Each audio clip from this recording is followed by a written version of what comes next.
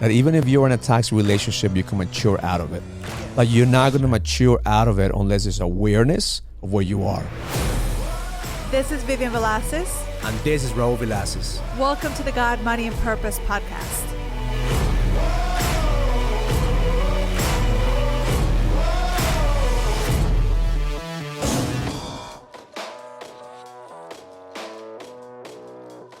Welcome to the God, Money, and Purpose podcast. My name is Vivian Velasquez.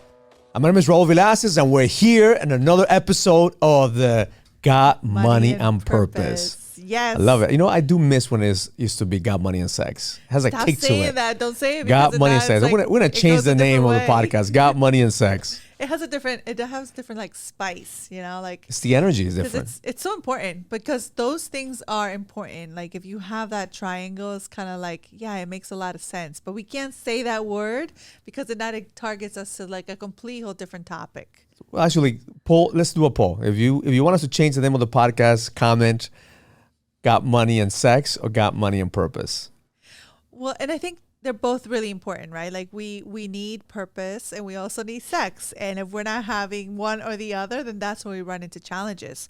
If you're not having sex, and then you don't have purpose. As a man, I know you like that. I know if you don't have sex, you don't have purpose. I know how men are Once thinking. You have sex, then you start seeing, there's purpose so to much life. purpose to life. There's a lot of purpose to life if you have sex. That's right. So we want to thank you for following us. We want to thank you for being here. And just know that whatever we say here in this podcast, it comes from the best place in our heart. Raul and I have been married for over 24. It's going to be 24 years. It's going to be 24 years. I'm keeping count because I'm going to have a celebration on my 25th. And, we say it from a really great place in our heart because we've been through so much that we've been to this, the journey of it, the journey of relationships that really allow us to learn and to experience life and to come out at the end knowing like where's the right or the left turn that we need to take. And there's no right and there's no wrong. It's just more like the lessons that you're learning along the way. So if you're here, you're listening to us, I really want to honor you. Thank you for listening to us. Thank you for the input, for the insights that you give us, because the reason why we show up is because we want to, and also because we love to serve each and every one of you. And if you're watching us for the first time, I run a program for men called The Edge. And what we do is we help businessmen find their code to the edge. And Vivian runs a coaching program for women, which is Born to be a Queen, when you teach women how to tap into that queen version. So I work with kings, she works with queens. Yes. So together we create the framework of what a power couple is. Talk about power couple. We just did a training, the power couple training last week. I was going to talk a little bit about that. And also we were just in Turks and Caicos for Valentine's Day. And every time we go away, one of the things that I love about Vivian is that she's always attracting like abundance into her life. You always have like this aura of the queen. Like if I imagine what a queen looks like, I always picture you because you always pick the most expensive resorts. You always pick the most expensive things. It's like so you have the queen taste. You have queen taste. That's right. I have the queen taste for sure. But I also have to tell you, like, I know that I speak to a lot of women out there and, that taste is hard to really feel worthy of it because I think a lot of the women, sometimes we feel like we're not worthy of abundance. We're not worthy of all these things. And I'm in this place now where I actually feel so worthy of it because of all this time that I've taken, all this investment in myself that I know who I am and who made me ultimately because, like once you know who God is and what he wants for you, the abundance that he has for you and the prosperity and the promises that he has for you, really, I know we joke around and we do have a lot of like material stuff, but if you come away from all of that, I think it has a lot to do more with like the way that you feel and the inside and how much we really feel like we're worthy to be loved. We're worthy to have all these things, like all these beautiful things. And just that shift, that mentality of like stepping into that queen mentality that I talk to the women all the time. So let's talk about that because I think that, when I say that is not to say you spend a lot of money into these things. I say that because I see the growth that you've created for, not just for you, for us. Because when we got married, we moved into a 1-bedroom apartment. And I truly felt in that moment that I was living in a mansion because of the way that you create the space. So even though you always had this expensive taste, you were never entitled. Like you never, when we got married, you were like, oh, you have to give me this. You always did the best with what we had. And what you told me is that the reality is that expensive things last longer. Like if you go the cheap route, it's going to be expensive in the long term. Because I remember buying like the cheap couch at the beginning, the cheap bed at the beginning, the cheap mattress at the beginning. But then we had to buy another one every year. That's right. And then you said, let's buy the expensive things because expensive things will last longer. So when I look at our marriage, how much we've invested in ourselves, people ask us all the time, like, how come you guys travel all the time? You're always traveling. You're always doing this. The answer is whatever you invest time, energy, and money will last. That's right. If you're cheap in your marriage, you're only going to get a cheap return. If you're cheap in your relationship, if you're not going to invest in your relationship, you're only going to get what you put in. Yeah. And I think, like we've done that from the very beginning. And even when we didn't have as much as we have today, I guess, like if you're measuring, right? Like we still invested that time that we had and the money that we had back into a relationship. And I think something that shift for me was like investing really in myself. But even though I didn't, sometimes like you don't have to have the money to invest in yourself and like to go to like all this fancy events and do all these things. But I think if you invest the time and the energy to really work in yourself, you will see the fruit of your labor. Like I truly do believe that. Like I know a lot of people are waiting for like the right equation of like you need to have like the mindset and the business and all these things, but like you really need to come back and like know like what is it that I have control of. And for me at that time, for a really long time, was just like my spiritual self. I also know that when you're talking about investing in yourself, is that investing in where you are. That's right. Because everybody says, well, I don't have time, I don't have money. And I think that you don't have time and you don't have money because you don't make it a priority to invest time and money in your relationship or in your business. Because if it was a business transaction, you'll make it. I speak to men all the time and they invest in their business, they invest in their marketing, they invest in their sales team, they invest. But when it comes to a marriage, they nickel and dime each other. Agreed. So, for us, it's like from the beginning, when we didn't have a lot, we invested the little bit that we have, and little by little we continue to upgrade, and there's always the next level. Yeah. Because we went into Turks and Caicos. You wanted to look at apartments and houses, and we're like, that's a whole different level. Like I could afford an expensive resort right now, but now you want to have a second home in Turks and Caicos. Now you want to always the next level, and I'm really liking that you like my new version. You level me up. You level me up. So that's what I want the audience to understand, that when a woman is a queen, you could level up your king. Because for me, if it was up to me, I still live in the 2-family house that we owned at the beginning. Oh, stop it. I would rent the whole thing out. I'd be living rent-free. I will still have my little Jaguar that I used to have. You're right. Because at the end of the day, like for me, it doesn't drive me. Material things don't drive me. I like nice things, but they don't drive me. What drives me is being able to provide, being able to create, being able to help other people, being able to show my family what's possible, my kids what's possible. Right. So that's what drives me. But when you have a woman that is a queen and has expensive taste, 2 things will happen. The guy could say, well, you should be happy with what I have. Or he could start thinking, okay, who do I need to become to be able to give that? Who can we become? Who must we become to be able to afford these things? Not because we need to, but because we want to, because it's available. And I think it's a big difference because, like I don't attach myself to material things. Like it doesn't validate who I am. It doesn't validate our relationship. It doesn't validate my love for you. Like, it's funny to say, but like I loved you when we had nothing, and I still love you. Like certain things just haven't changed. It actually just enhance of the time and the things that we do together. So it really doesn't make me love you anymore of the things that we have now, because we've both worked hard for it, and and honestly, like I say from the most humble place in my heart, it's like I deserve those things because there's so much abundance around me that I know that God wants his things for me. And sometimes it sounds really wrong to the people out there that maybe don't have that. But I promise you, like, if you hold on to like God's promises, he has all of that for us. It's just not many of us believe in that. And so that's why it doesn't happen.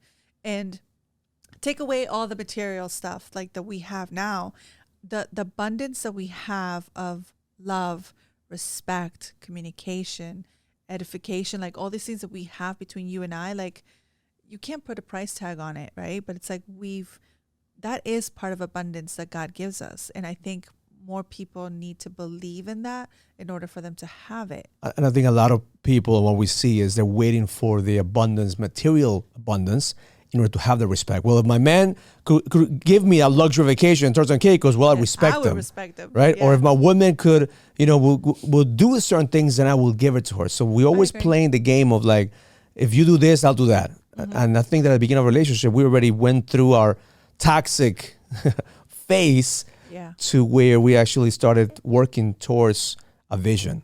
And that's what we talked about at the Power Couple training, that is love is not enough. Just because I love you, love me, that doesn't mean that's going to make us a power couple. That we got to be in the same page. We have to make sure that we're focusing on the same thing, that we have a vision, that we have a plan, that we're moving towards something at the same time. It's not conditioned. Our love is not conditioned. As long as I get to this, then I'm going to love you. It's finding your ride or die. So you're my ride or die. You go to the end. I would go to the end. I've done things that I'm like, oh my gosh, I am the ride or die. Like when you know it, you know it.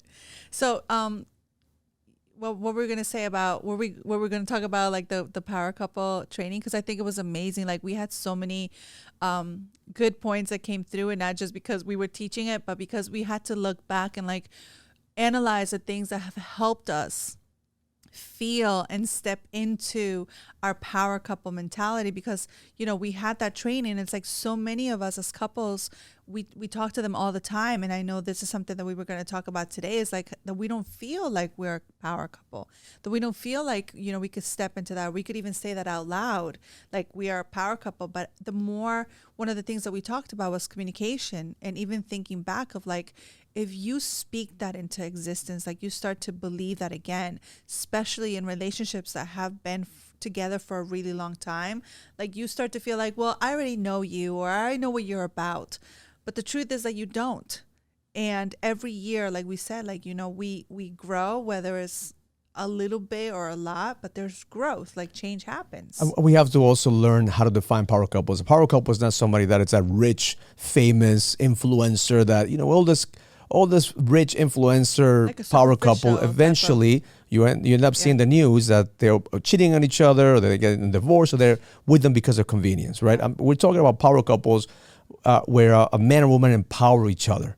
When you stop saying she's my better half or he's my better half, both of you are whole people, whole person, a whole man, a whole woman, empowering each other to be able to create a power couple. And a power couple influences, a power couple leads, a power couple has a certain energy. Mm-hmm. It's not about having money. It's not about being famous. A power couple is about, can we do good into the world using our power, not fighting with each other, right? So we talked about the 4 areas that power couples focus on. Number 1 is communication.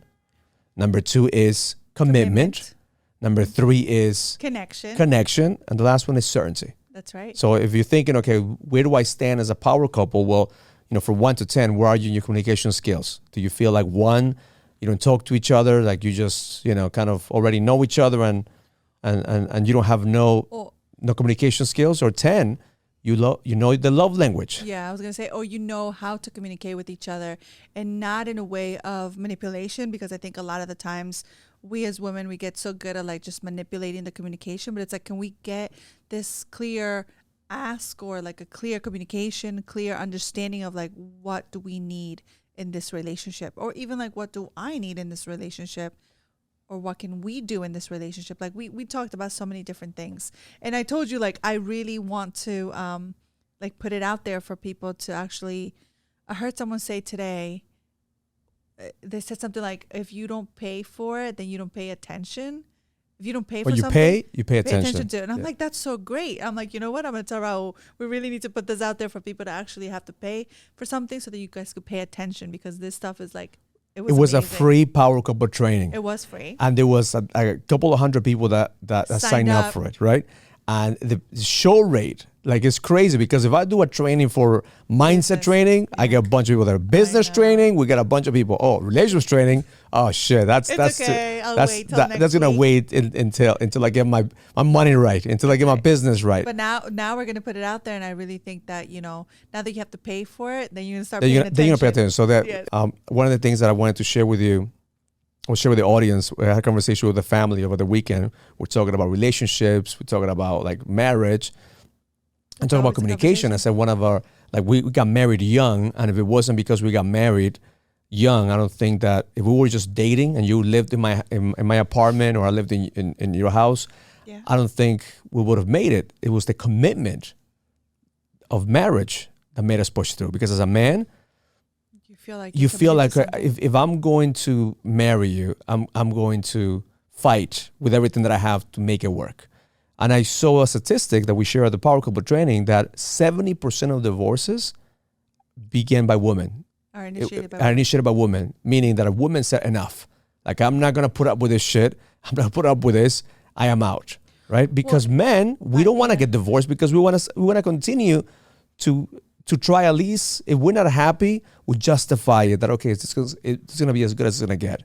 And I also believe, like, men don't go through or come up with like the divorce idea is because then you feel like you failed at something.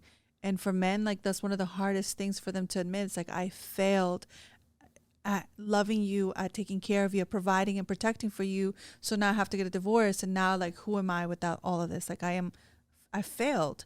And, you know, for women to even have to go in to say, like, I need a divorce, it's a lot, you know, and it really breaks my heart, because I know how difficult that situation could be for someone to say, like, I am so dissatisfied in this relationship.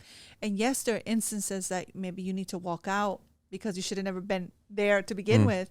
But there's a lot of relationships that there's just a little bit of healing and cleaning up that needs to happen in order for a relationship to work. And it's also the communication that we are not trained on how to communicate with our spouses. Right. I remember one of the first fights that we had, we just moved into an apartment. We got invited to a party. It was a holiday party from one of my business partners. It was in New York.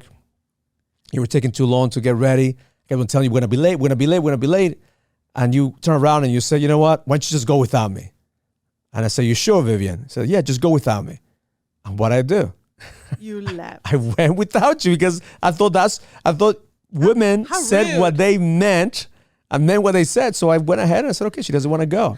Obviously, this was very early in our marriage. We got married very young. Like, we were out of high school and got married. So we knew No, we were not out of high school. We were 21. We got... We dated through high school. We were dating high school. I meant to say out of college. Out of college, then we got You married. went to college. I just followed you around. But we both ended up... I was in the parking lot making sure you were not... Getting married. Getting into class. I was in the parking lot making sure you were going to class. But you know what it is, and now you know how, like, feminine energy, when it's like rushed and put into pressure and uncertainty, where we're going, what we're doing, it's like, okay, just go without me, just leave me here. Like, I don't even want to know nothing about you. And then you just left. And when I came back, you had all my shit outside. You had like, here, leave. You kicked me out of the house because I did something that you said for me to do.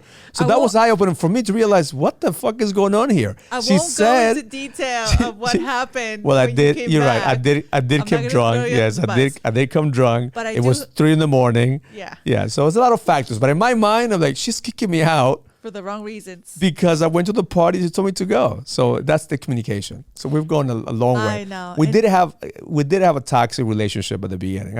I think we have to admit that.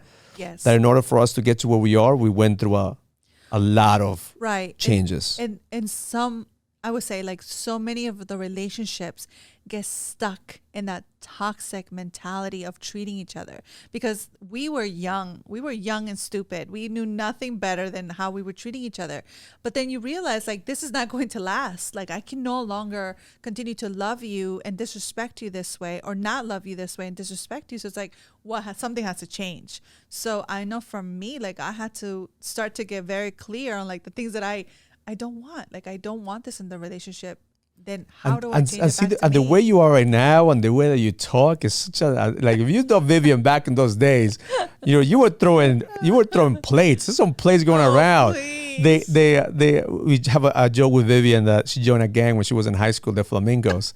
I don't know if the Flamingos still around, but if the Flamingos are around, Stop it.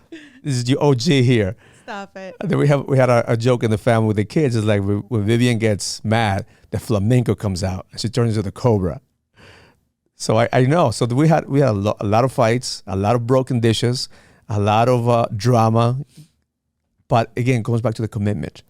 That's right. If there was no commitment from your part for both of us, we probably wouldn't be here. So commitment has to happen. So communication, commitment. The other one was connection. And I look at connection in a way of, number one, connected with yourself. Like you cannot expect your wife just to give you connection. And we were in Turks and Caicos. I was to Valentine's Day was a lot of couples in the resort. Yeah. I have a morning ritual, a crazy daily ritual that I train, and it's about 45 minutes long. It's a meditation.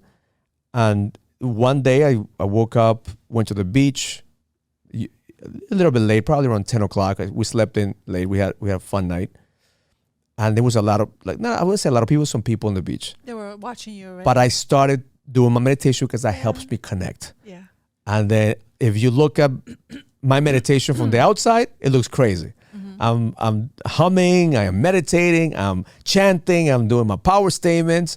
And people around me, you could feel the energy of people looking at me, what the hell is wrong with this guy? What is this guy doing this crazy? Who is he praying to, right? So I had to make a decision at that moment. Do I stop connecting, because that's my way to connect with God, with nature, with myself? Do I bend to what other people expect of what prayer may have to look like or connection may have to look like? Or do I just do what I need to do in order for me to connect with myself? So part of it is honoring what's your process to connect. Right. How do you connect with yourself? How do you connect with your partner? How do you connect with God? If you don't have a process to connect with God, you're not going to find the guidance that you need to go to the next level. You have to have a process and a system that is a ritual, a daily ritual to reset your mindset to be able to operate at a higher level. Because most of us are reacting. We're reacting to yesterday's news, yesterday's experience. Yeah. And we are wondering why today looks the same and we have the same challenges as we had yesterday. Yeah. So then, if we're kind of just comparing to what like a toxic relationship would be like, and this is something that comes up a lot, is like that the men or the women have a lot of control of the time, right? So like I remember like in the past where there would be this sort of like control on my time. So like I wouldn't have time to do certain things that I wanted to do. I had no time for connection to myself or to anybody else because you were controlling my time almost, right? Or I was letting you control the time. And you start to feel like this isolation of everything that you need to do for yourself, and you don't become a priority. So I love the fact that like you bring that up, because it's like we get so in our heads about the way that things need to look like, or the way that I need to do things. But if you don't have connection to yourself, like we want connection ultimately, like in our relationship, but if I don't have connection to myself, then I don't know who truly I am, so I cannot bring connection to our relationship. And then you start depending on your partner. That you want and I somebody think to that's where validate the need energy comes in. And I have a lot of friends who are married to women who eventually need their husbands to fulfill them, because they don't longer have their kids. The kids already went to college. Right. The kids already went on. So now women spend all this time needing the kids. Now the kids are gone. Now you need the partner, because a woman doesn't have connection to herself. She doesn't have purpose. She doesn't have vision. Now the man is saying, hey, I have a vision. I want to build a business. I want to do this. There's no more but there is no more connection. connection. So part of what we talk about, especially with the guys that I train, is like share your vision with your wife to help her see that there's certainty. Right. And now, as I'm seeing the progression and the growth of the guys that I coach, is the moment that you bring certainty into the equation. And certainty is, okay, this is what I'm building. What are the guys after we had at the beginning of the year, we had a business boot camp with Patrick and David, and we went to one of our clients' $50 million mansion. Pat lives in a $25 million mansion, and we had a mastermind in the house, and it just got us to dream bigger, got us to see what's possible, got us to see what if every single one of us, we have a house in here, and we have masterminds every single month, and we have to go to this guy's house and this guy's house, so everybody's like, why not me? Right. So one of the guys went back to the house, and because he owns a lot of real estate, but he lives a very moderate home. He doesn't have any big luxury. He went back home and said, you know what? I want to play Monopoly. I want to buy as many properties as I want to do this. So he started painting the dream with his wife. And his wife said, you know what? Let's do it. He went back to his team and they started painting the vision with his team. So that's awesome. People are waiting for men to not to be comfortable, but to start dreaming bigger, to start playing bigger, start seeing what's possible. Because the moment that we start getting comfortable and just saying, well, this is good going to get, that's the moment that we start going backwards. Yeah. Because we're not connected. And then we're not connected. And then it's like we have like this lack of trust to ourselves, or like what we could really do. Because, like men or women, like somebody gives you permission and then you start to believe all over again. So it's like, oh, okay, I deserve that too. Like we were talking about, like I'm worthy of the love. There's so much abundance and grace and love around me. That's like, yeah, why not me? Why not? And part of the worthiness is knowing that, okay, if God puts a vision in my heart, if God puts a dream in my heart, it's up to me to make it happen. So if I have the desire, like it's already there, you can already see it. So that's part of my ritual every morning is I'm tapping into the vision that God is showing me. I'm tapping into the guidance. Right. So that's why it's so needed for men to really give themselves a permission to allow themselves to be guided by a higher calling. Because if we operate from the mind, for the mind, it's never going to be enough. Yeah. For the mind, you're never going to have enough. But you have to operate in a level of the soul where the soul is calling you for more. So who do you need to become at a soul level to be able to manifest into reality whatever you want, whatever you need, whatever you desire, because you are a co-creator with God. Is that part of your ritual? That's one of the power statements. Okay. That's what I say. So you see, it's anchored on me. That's right. So let's just talk about the three or four things that create a toxic relationship. Because we were doing some research before this podcast. We wanted to have the contrast. So a power couple has connection. A power couple has certainty. A power couple has clarity on the communication. A power couple has commitment, right? But what does a toxic relationship look like? And what are the three things that identify a toxic relationship in order for people who are listening to this realize, okay, I need to check my relationship. Am I being toxic or am I being a power couple? Right. But so it's what we just said, right? So like if you don't have connection, there's a lack of trust because there's no connection to yourself. So you don't know who you are. So toxic relationship means that you don't trust your partner.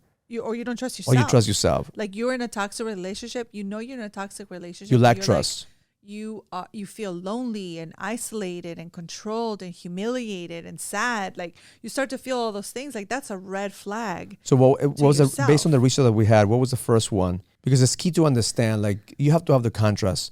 A lot of the times where a couple doesn't see the contrast, they just listen to this content and they just let me work on this.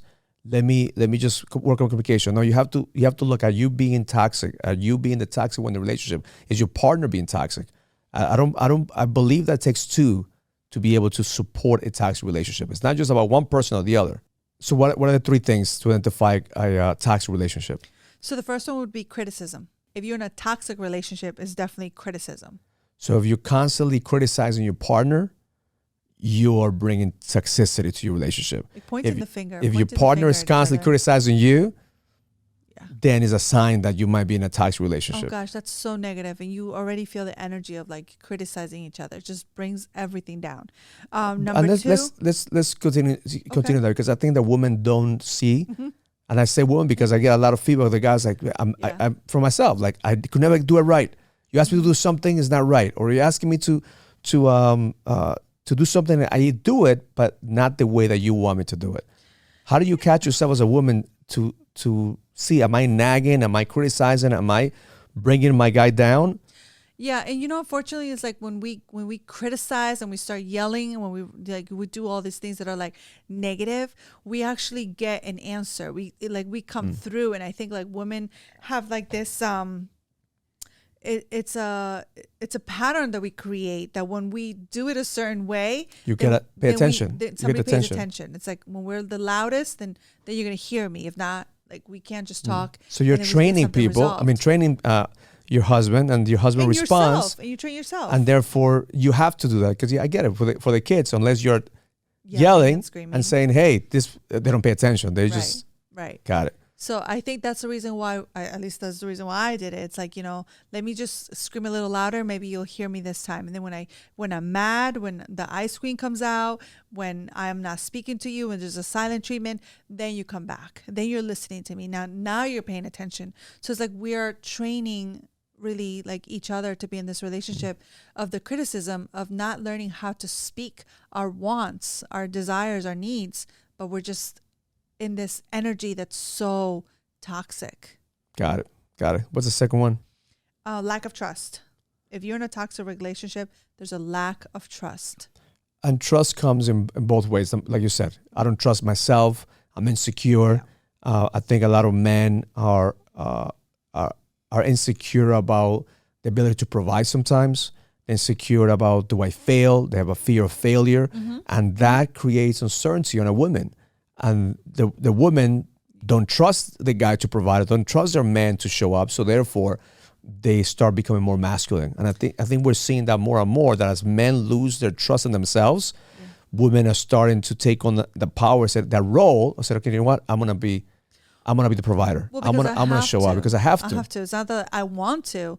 Like, I would rather you do it, and I'll be here by your side. Like, we'll do it together. But if you're not going to do it, then I have to step up, and then I have to like lead. I have to protect. I have to provide, because you're not doing your job. And that's kind of like a very toxic spiral, rabbit holes, because the men go into this like deep, I would say, depression, or I don't even know what to call it, but it's like you don't show up. What we call the men who are going to the tunnel, the men who are in that dark tunnel, because they don't trust themselves, they don't trust God, they don't trust their capacity, and therefore they attract all that negative energy, that they become toxic, and women don't know what to do, and they lose trust in their man. It's so painful.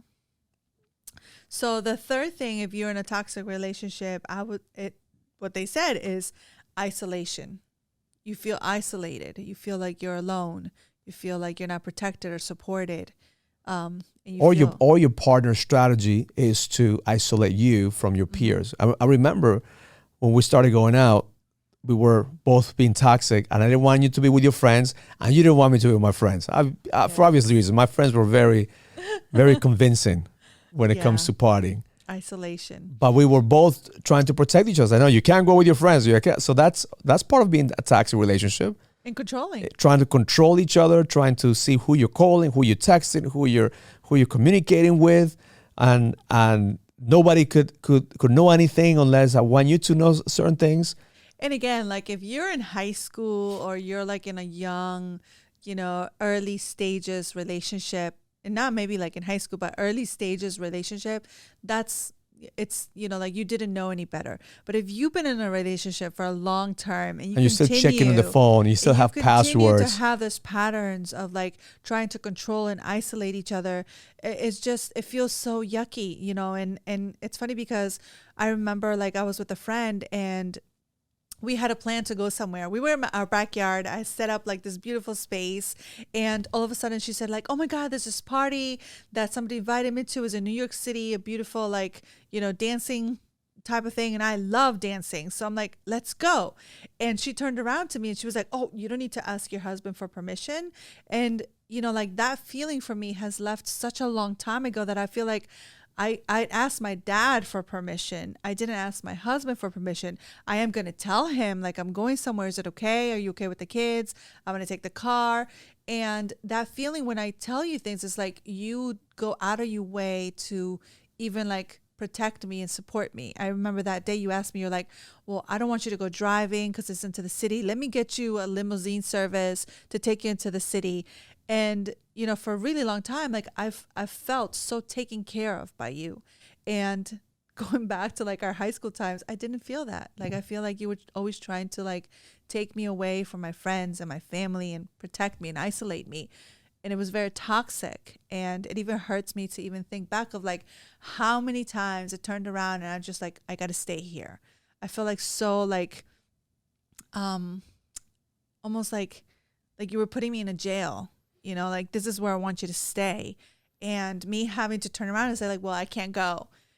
And it's almost like a father energy of like you punishing me and taking something from me. In a healthy aspect of a relationship of like, you support me, you love me, you trust me, and you will do anything for me to have a good time because you know that I'm coming back to you because I love you and I respect you. And that's the part of the insecure masculine, right? The insecure man is trying to, oh, you can't go to the party. Who are you going to dance with? Who's going to be there? Right. As opposed to when you mature in your relationship, like, hey, what, you want to go to the party? Absolutely. Let me make sure that you get there safe. Let me make sure that you can come back safe. It's a different feeling. So, and the reason that, and thank you for sharing that. Thank you for, I remember exactly when the party was, in both parties. The parties where I controlled you and brought you home, and the party that I got a limo service to take you there. Yeah. So that also should give people hope that even if you're in a toxic relationship, you can mature out of it. Yes. But you're not going to mature out of it unless there's awareness of where you are, unless you get real about your situation, unless you really want to get out of the situation, and you have both parties in agreement that this is not what we want. Right. Like one of the best things that we was talking about is our conversation in DR. Like we both got to the point that like, I'm not happy with you. You're not. That's not I wasn't happy with you. I'm not happy with our situation. You were not happy with our situation. We both looked from the outside and said, wait, from the outside, it looks good, but it doesn't feel great. Inside, yeah. And that's where real change happens, when you get a real conversation without judgment, without pointing the finger, and say, okay, it sounds to me that we're not trusting each other. It sounds to me that we're trying to control each other. It sounds to me that we're trying to manipulate each other. So what can we do to get better? What can we do to go to the next level? Definitely. It's like recognizing what it is that you are going through at the moment, because it's monetary, right? Like, let me say that again. Recognizing what you're going through and whether you want to stay in that time in your life, or is it that you want to make a change? And I think once you realize that and you make the change from a place of like, not of anger and you know, so I know that sometimes like anger could be used for fuel, but I think it's more like, okay, what is the intention behind that you really want in the relationship? And if there was love and respect at the beginning, you could always come back to that. Like, there's no reason why not. Beautiful, beautiful. We'll close with that. Make sure you continue to follow Vivian, follow us on social media, follow us on YouTube, follow us on Instagram, follow us everywhere except for our bedroom. So we'll keep it private. Thank you for joining us. Learn it, live it, experience it. Love life. If you receive any value from this conversation, comment, subscribe, and share as we continue to impact more people and take it to the next level. And please send us your comments and questions so we could answer them in the next podcast. See you in the next episode.